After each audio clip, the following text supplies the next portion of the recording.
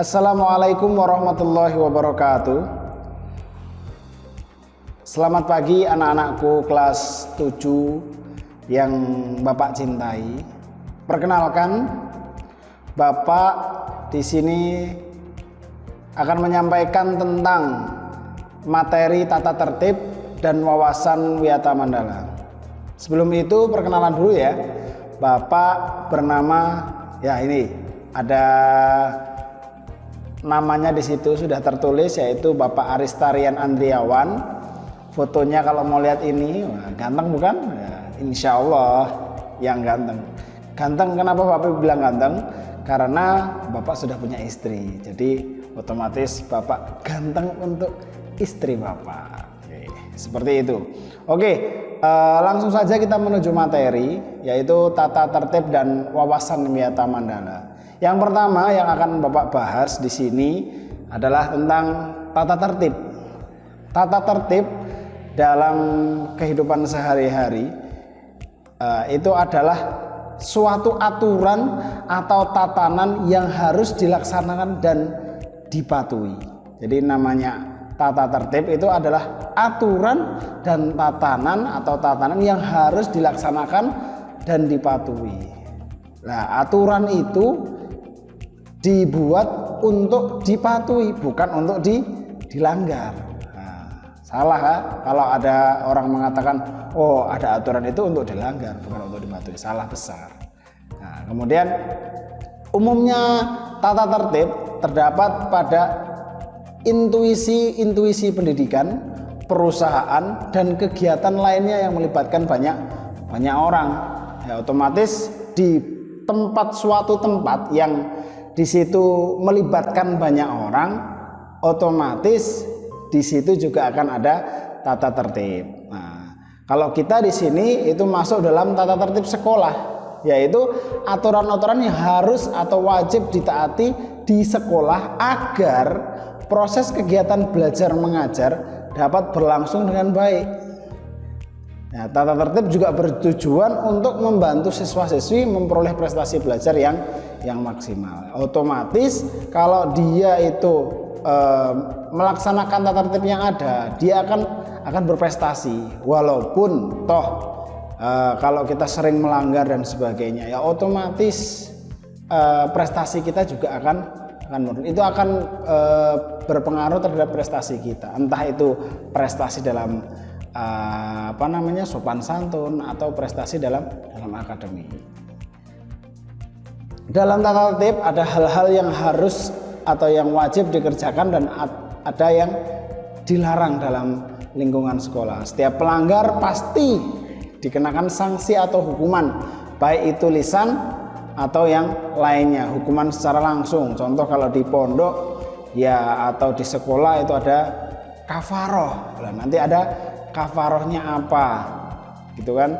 Kemudian nanti juga hukumannya berupa apa, disuruh ngosek WC atau disuruh nyepti tank. Nah, nanti kalian juga akan merasakan itu ya. Itu makanya Bapak harap dengan tata tertib yang ada di sekolah ini kalian bisa menaati, bisa menjaga tata tertib yang ada di sini. Kemudian lanjut, kita langsung menuju di tata tertib di SMP GNBS ya. Di SMP GNBS itu ada tata tertib, 3 tata tertib. Yang pertama adalah tata tertib di sekolah, yang kedua adalah tata tertib di boarding, yang ketiga adalah tata tertib di pondok. Nah, nanti Bapak akan menjelaskan tentang tata tertib yang ada di sekolah dan di boarding. Adapun di pondok nanti kalian akan mendengar langsung di sini. Nah, ketika kalian nanti datang ke sini, insya Allah tata tertib pondok ini akan disampaikan langsung seperti apa tata tertib pondok itu. Oke, lanjut. Yang pertama adalah tata tertib di sekolah. Tata tertib sekolah itu banyak sekali tata tertibnya. Yang pertama, pelajaran akan dimulai pukul 7. Jadi pelajaran kita nanti akan mulai pukul 7. Nah, kecuali hari Senin. Nah, Senin itu 7-nya tidak mulai pembelajaran tapi upacara. Nanti kalau sudah normal ya, yang di rumah untuk selama ini ya kita nanti akan melaksanakan pembelajaran daring dulu untuk sementara. Nanti insya Allah ke depan kita akan melaksanakan pembelajaran di sini dan melalui protokol-protokol kesehatan. Jadi yang di rumah tetap jaga kesehatan, tetap olahraga, kemudian sering cuci tangan setelah melakukan kegiatan, kemudian pakai masker ya. Kalau olahraga jangan pakai masker ya, nggak bagus ya. Ketika melakukan kegiatan di sana, contoh ya membeli apa, keluar rumah dan sebagainya, silakan maskernya tetap dipakai. Social distancing juga dijaga betul, jangan terlalu dekat-dekat dengan orang lain. Kemudian yang kedua, siswa harus berada di dalam kelas paling lambat 10 menit sebelum jam pelajaran dimulai. Jadi ya sebelum jam pelajaran dimulai, sebelum jam 7 harusnya kalian itu sudah siap, karena nanti ada runtutan kegiatannya. Terus selanjutnya, bagi siswa yang datang terlambat maka diwajibkan untuk melapor ke guru piket dan membawa surat izin untuk masuk ke dalam kelas. Lanjut, untuk siswa yang 3 kali datang terlambat nanti akan dikenai sanksi berupa peringatan dan hukuman secara langsung. Ya, selanjutnya yaitu siswa tidak diperkenankan keluar masuk ruang kelas tanpa seizin dari guru yang sedang mengajar. Jadi masuk ya izin dulu ya, keluar juga izin dulu. Kemudian yang selanjutnya, siswa harus berseragam lengkap sesuai dengan ketentuan yang berlaku. Nah, seragam yang lengkap yang ada yang berlaku di SMP GNBS ini adalah untuk Senin dan Selasa yaitu menggunakan seragam biru putih atau putih biru. Kemudian untuk Rabu Kamis yaitu memakai seragam batik dari sekolah. Nanti kalian akan dapat di sini. Kemudian untuk hari Jumatnya pramuka, karena nanti siangnya itu kalian akan melaksanakan ekstrakurikuler pramuka untuk kehidupan normalnya seperti itu. Untuk selanjutnya masih tata tertib di sekolah atau di SMP GNBS, Genrus Nusantara Boarding School, yaitu seluruh siswa diwajibkan untuk berpakaian rapi dan sesuai dengan ketentuan baik di sekolah maupun di luar sekolah. Maksudnya apa? Di sini ketika kalian nanti di sekolah jelas harus rapi, baju dimasukkan, memakai sepatu, kaos kaki dipakai, dasi juga dipakai dengan rapi, sisiran ya biar ganteng kalau yang laki-laki. Kalau perempuan ya kerudungnya ditata juga yang rapi. Nah, itu kalau keluar sekolah, maksudnya nanti kalau keadaan sudah normal kalian bisa keluar dari GNBS, maksudnya bisa ke pasar atau bisa ke minimarket, supermarket, itu kan ya, silahkan kalian ya memakai baju yang rapi, jangan sampai pakai celana pendek dan sebagainya, itu tidak sopan ya. Tetap memakai baju yang rapi, celananya yang panjang seperti itu. Kemudian selanjutnya, peraturan yang selanjutnya yaitu bagi siswa yang berhalangan hadir diharapkan untuk membuat surat keterangan izin yang ditandatangani oleh wali kamar. Nanti kalian di sini itu akan hidup di boarding namanya, di boarding. Nah, di boarding itu kalian akan mendapatkan wali kamar. Nah, wali kamar itu adalah tugasnya membantu kalian di sini selama di sini, kemudian menghubungkan kalian juga ke orang tua. Oke, selanjutnya surat keterangan tanpa tanda tangan wali kamar dianggap tidak sah dan dianggap tidak masuk sekolah atau alfa. Kemudian siswa yang tidak hadir di kelas tanpa surat keterangan yang syah dianggap alfa atau tidak masuk kelas pada hari tersebut. Siswa yang dengan jumlah alfa lebih dari 12 kali dalam 1 tahun atau 2 semester 1 maupun semester 2 kok alfa, tidak ada izin, tidak membuat surat izin untuk masuk kelas dan sebagainya, nggak berangkat sekolah, maka dinyatakan tidak naik kelas tanpa pengecualian tanpa pengecualian. Jadi memang ya kalian harus kalau memang sakit atau tidak berangkat dan sebagainya itu harus ada izinnya. Kemudian siswa harus menjaga kebersihan lingkungan sekolah dan dilarang membuang sampah sembarangan. Kalian itu dilarang membuang sampah yang sembarangan ya. Harus sesuai dengan tempatnya, dibuang di tempat sampah.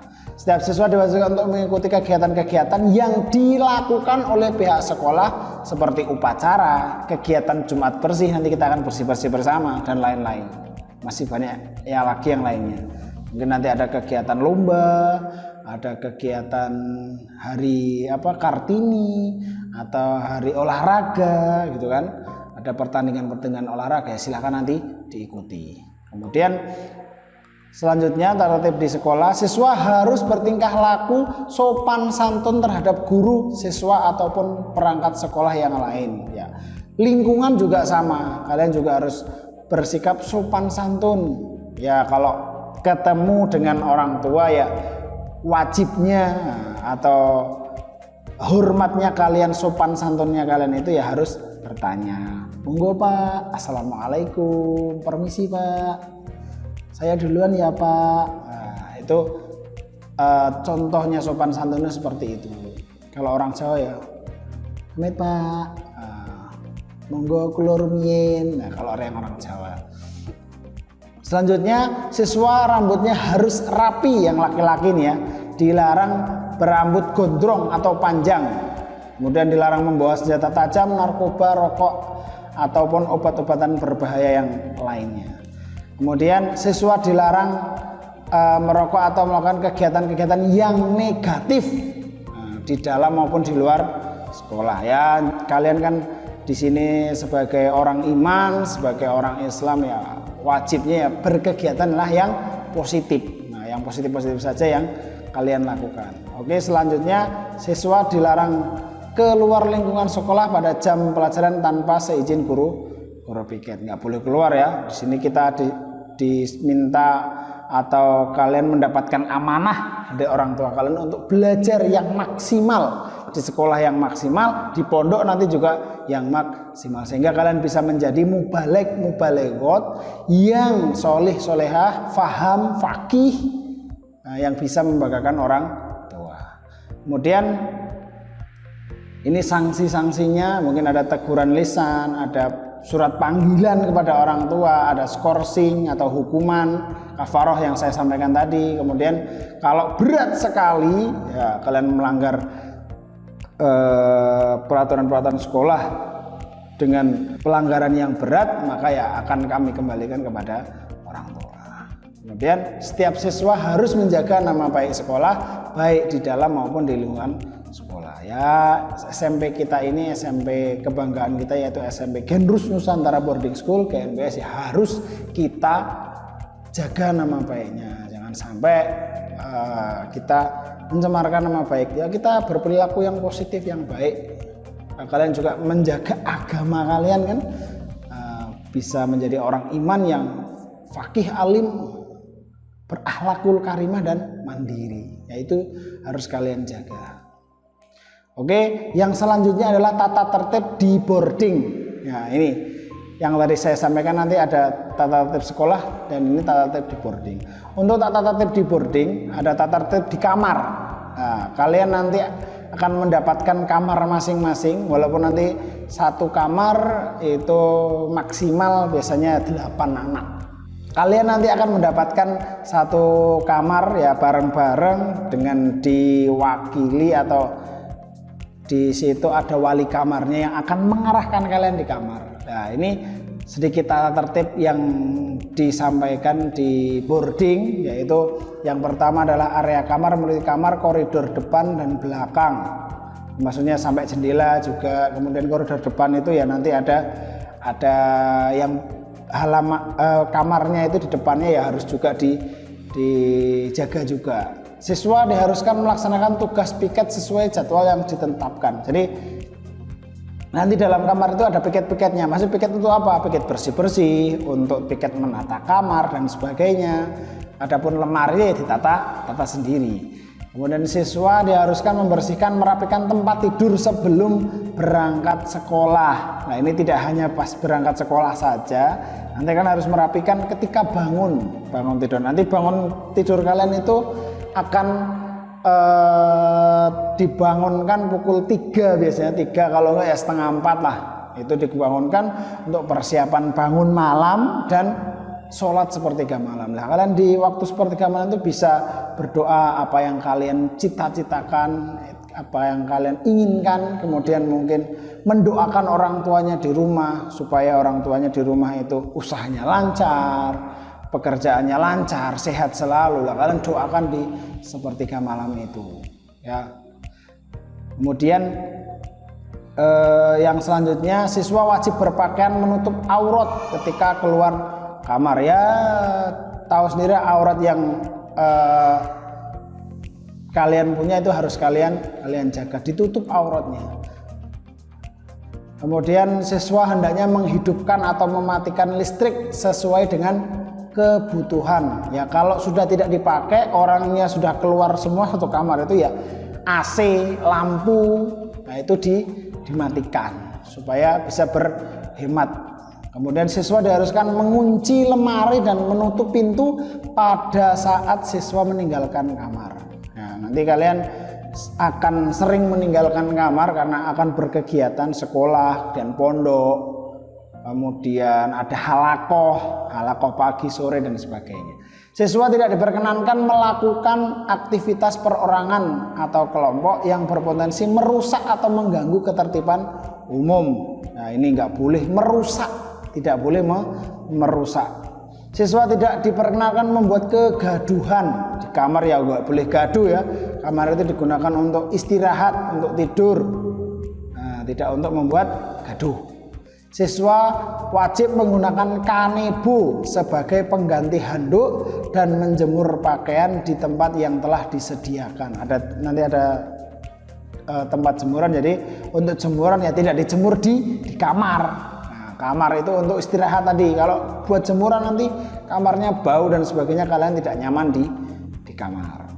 Kemudian untuk masalah handuk tadi, kalian pakai kanebo, itu lebih apa namanya?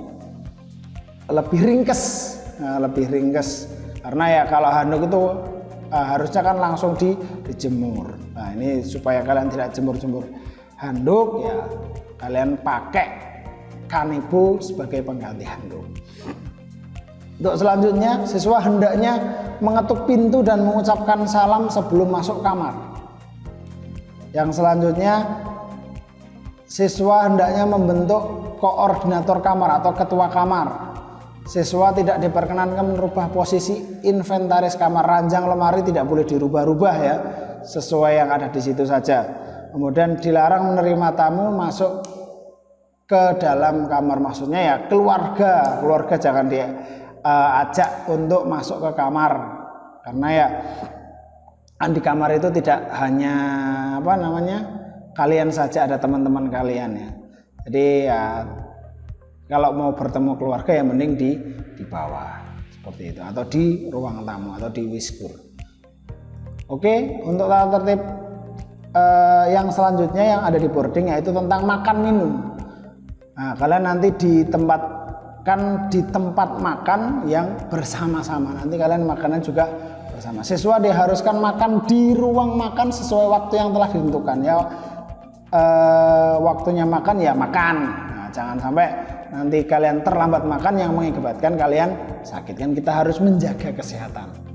Kemudian yang selanjutnya, siswa hendaknya memperhatikan adab-adab makan yang islami, tidak boleh kecap gitu kan, piringnya nggak boleh teng tong berbunyi, itu juga adab yang islami. Nah, kalian harus bisa menjaga adab saat makan, tidak boleh mengobrol keras-keras gitu kan saat di ruang makan dan lain sebagainya. Kemudian siswa dilarang makan dan minum dengan berdiri ya ini ya, atau menggunakan tangan kiri. Ini kan adab Islam juga, nggak boleh berdiri, makan itu ya duduk makan itu duduk menggunakan tangan kanan ya, yang baik. Kemudian siswa hendaknya mengambil makanan sesuai dengan ketentuan. Siswa hendaknya membiasakan diri mengantri dengan tertib, karena nanti makannya itu bareng-bareng bersama-sama, biasanya ya harus ngantri. Ya, kalau kehabisan nasi dan sebagainya ya nanti biar diambilkan sama petugas piketnya. Biasanya ada petugas piket. Kalian juga akan nanti saat makan dan minum ini, saat kegiatan makan itu kalian akan kejatah sebagai petugas piket. Oke. Selanjutnya, siswa diharuskan menjaga kebersihan dan kerapian ruang makan. Ya, kalau ada nasi sedikit ya diambil, dimasukkan ke dalam piring kalian yang tadi digunakan untuk makan. Jadi dibersihkan lingkungan sekitar yang digunakan untuk makan tadi, tidak kepret, tidak berserakan di mana-mana nasinya itu. Siswa hendaknya menjaga dan memelihara perlengkapan makan, ya jangan dibuang-buang makanannya, tempat makannya, perlengkapan makannya jangan dibuang-buang. Piring, sendok dicuci kembali, setelah makan dicuci, nanti ada tempat cuciannya.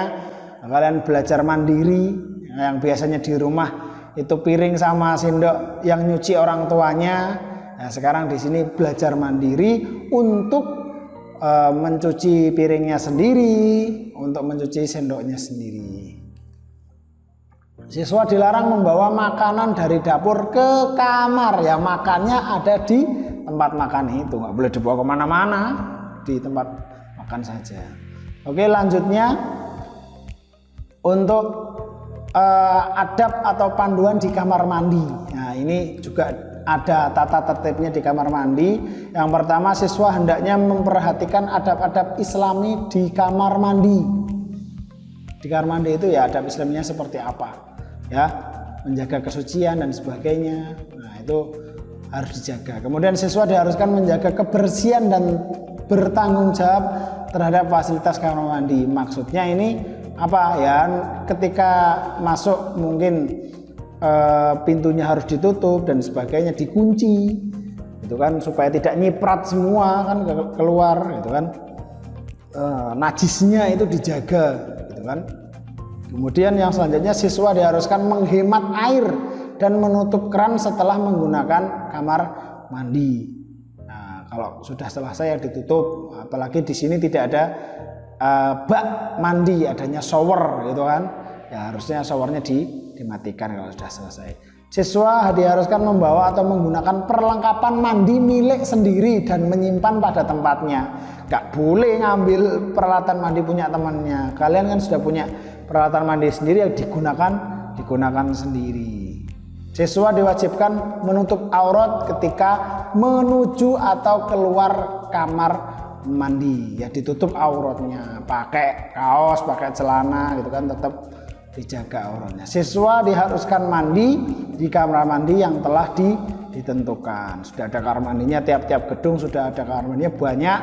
Nah, kalau ngantri pun itu biasanya ngantrinya paling 1 orang, 2 orang, 3 orang lah. Nggak begitu banyak sekali karena kamar mandinya banyak sekali.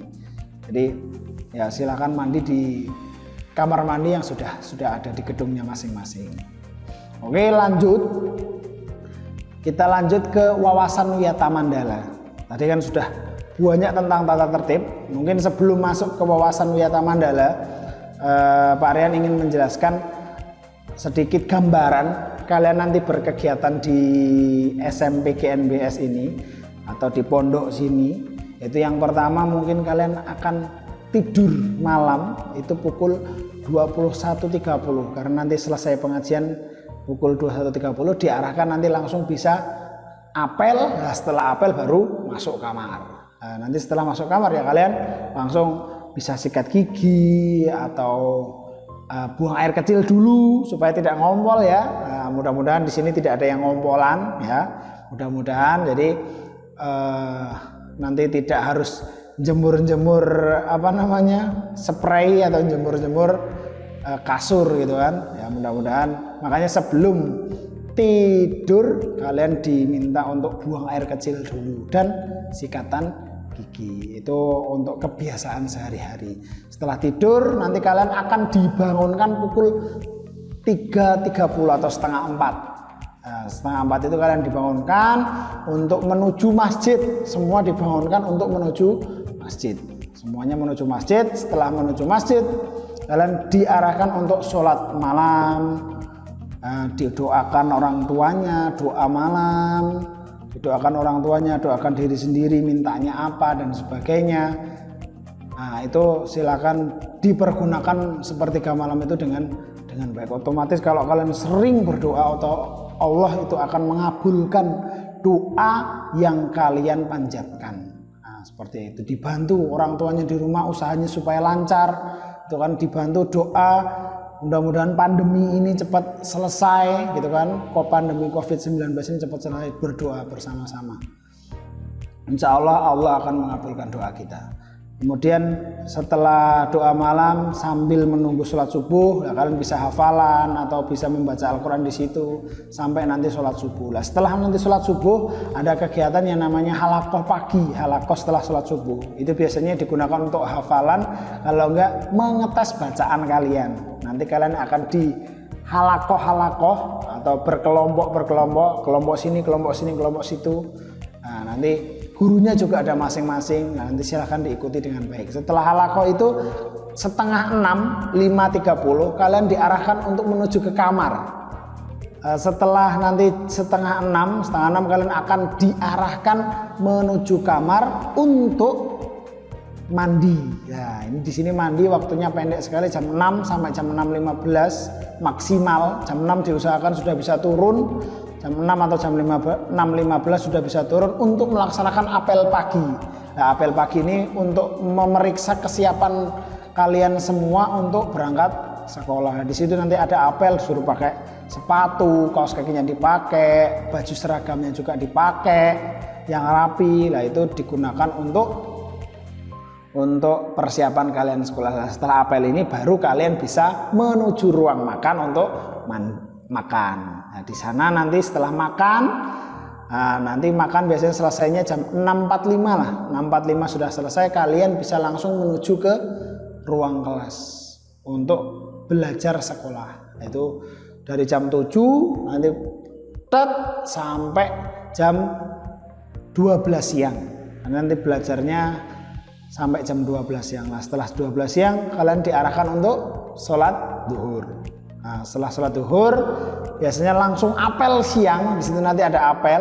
Setelah sholat duhur apel siang itu hanya untuk membariskan saja lah. Setelah dibariskan nanti diarahkan untuk menuju ruang makan siang. Nah, di situ nanti makan siang. Setelah makan siang boleh istirahat sebentar. Setelah itu setengah 2 atau 13.30 kalian sudah akan mulai kegiatan pondok ngaji siang nanti sampai asar. Ya, sampai jam pukul 15.00. Nah, itu nanti kalian sudah melaksanakan sholat asar. Setelah sholat asar, nah, di situ ada halakoh sore. Padat banget kan? Insya Allah untuk halakoh ini nggak full seminggu. Jadi nanti ada 2 hari itu untuk libur, biasanya hari Rabu atau hari Minggu. Hari Rabu dan Minggu itu kegiatannya untuk keluar. Nah, yang laki-laki biasanya keluarnya hari Minggu, yang perempuan nanti hari Rabu. Ya, seperti itu untuk kegiatannya. Nah, setelah asar tadi, setelah halakoh, nanti kalian diminta untuk langsung menuju ruang makan untuk makan sore. Nah, setelah makan sore baru mandi. Nah, setelah mandi persiapan sholat maghrib. Nah, kalian sholat maghrib. Setelah sholat maghrib ada mendengarkan nasihat. Nah, nanti kalian setelah sholat maghrib ada mendengarkan nasihat. Nah, setelah nasihat baru sholat isya. Setelah sholat isya pengajian malam, yaitu setelah sholat isya tadi jam 19.30 sampai jam 21.30. Nah, makanya kegiatan di sini tuh padat sekali. Makanya kalian harus bisa jaga kesehatan, makannya yang teratur, kemudian ya olahraga yang cukup. Nah, makanya di sini ya benar-benar harus dijaga manage waktunya supaya kalian itu bisa benar-benar barokah maksimal di sini. Bisa belajarnya juga maksimal, pondoknya juga maksimal. Oke, Pak Rian lanjutkan untuk materi selanjutnya, yaitu di sini adalah materi wawasan Wiyata Mandala. Setelah tata tertib tadi ada wawasan Wiyata Mandala, yang mana wawasan Wiyata Mandala adalah cara memandang sekolah dalam lingkungan pendidikan dan pembelajaran. Nah, di sini wawasan itu berarti pandangan, konsepsi, tinjauan, cara pandang. Sedangkan wiyata itu adalah menurut bahasa Jawa ya berarti dari bahasa Jawa. Wiyata itu dari bahasa Jawa asalnya, yaitu maksudnya pengajaran atau pendidikan. Sedangkan mandala adalah bulatan, lingkungan atau daerah ya, yang mana artinya tadi yaitu cara pandang suatu pendidikan atau pengajaran dalam suatu lingkungan. Ya, kalian harus mengerti lingkungan itu, memandang lingkungan itu seperti apa. Nah, dalam Wiyata Mandala itu dasar hukumnya adalah Direktur Jenderal Pendidikan Dasar Menengah Dikdasmen nomor sekian, ya, tanggal 1 Oktober 1984, bisa dibaca di situ nanti ya. Nah, sebagai sarana ketahanan sekolah. Nah, di dalam wawasan Wiyata Mandala ini kita akan berproses. Jadi proses di wawasan Wiyata Mandala ada proses seseorang siswa untuk bisa memiliki wawasan Wiyata Mandala itu ada 3 tahap. Nah, supaya kalian bisa mengerti wawasan Wiyata Mandala, yaitu yang pertama adalah mengetahui. Nah, mengetahui. Jadi tahu lingkungan fisik sekolah itu seperti apa. Ya, melalui panca indera yang kalian miliki.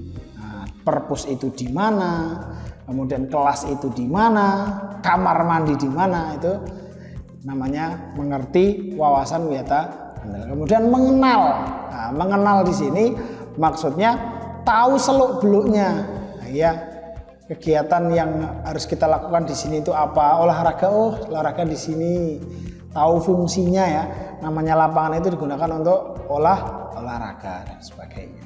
Kemudian kalian juga harus mencintai lingkungan yang ada di sini. Ya, dicintai itu maksudnya dia dijaga. Kalau kalian setelah makan jajan, setelah makan bungkus permen atau apa, makan permen itu ada bungkusnya, jajannya itu ada bungkusnya. Nah, itu bungkusnya ya dibuang di tempat sembarangan. Itu cara mencintai lingkungan di sekolah. Nah, seperti itu. Untuk selanjutnya di wawasan Wiyata Mandala ini kalian tidak menjelaskan begitu banyak ya, yang jelas kalian itu harus menjaga lingkungan sekolahan kita ini, pondok kita ini, supaya pondok kita ini bisa asri, bersih, kemudian jaga kesehatan juga, sehingga dalam kegiatan sehari-hari itu bisa lancar. Seperti itu. Kalau di sini mungkin karena sedang pandemi, nanti kalau sudah datang ke sini ya harus selalu memakai masker. Nah, kalian nanti diminta untuk membawa masker ya sebanyak-banyaknya biar bisa ganti-ganti gitu kan. Bisa ganti-ganti, tapi ya yang setelah dipakai ya dicuci seperti itu. Nah, untuk selanjutnya dalam wawasan Wiyata Mandala ada 7K. Yang pertama yaitu adalah menjaga keamanan, kenyamanan. Nah, keamanan, kenyamanan. Yang kedua adalah kekeluargaan. Yang ketiga kedisiplinan. Yang keempat kerindangan. Yang kelima kebersihan. Yang keenam keindahan. Dan yang ketujuh adalah ketertiban. Nah, ini adalah bagian dari wawasan Wiyata Mandala. Jadi wawasan Wiyata Mandala itu yang merujuknya ke tata tertib tadi. Kalau kalian bisa menjaga tata tertib, otomatis wawasan Wiyata Mandala kalian juga akan baik. Nah, seperti itu. Insya Allah itu yang bisa Pak Rian sampaikan. Alhamdulillah, jazakumullahu khairah. Mudah-mudahan apa yang Pak Rian sampaikan ini bisa menjadi gambaran kalian nanti ketika kalian itu datang ke GNBS. Nah, Pak Rian pesan sebelum datang ke GNBS ya minta restu kepada orang tuanya supaya di sini itu diberikan barokah, kebetahan, gitu kan, betah di sini, kemudian di sini juga berprestasi gitu kan, nilainya bagus-bagus untuk sekolahnya, untuk pondoknya, bisa jadi mubaligh dan mubalighot yang faqih, faham, alim, berakhlakul karimah, mandiri, juga bisa membanggakan orang tua. Saya doakan mudah-mudahan kalian nanti di sini bisa menjadi mubaligh, mubalighot yang dibanggakan oleh orang tua. Alhamdulillah, jazakumullahu khairan. Selamat bertemu dengan Pak Rian.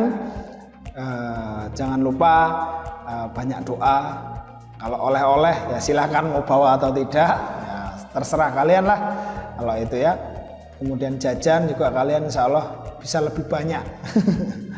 Ya, kiriman juga nanti bisa dikirimkan kan. Jadi monggo silakan persiapan untuk datang ke sini.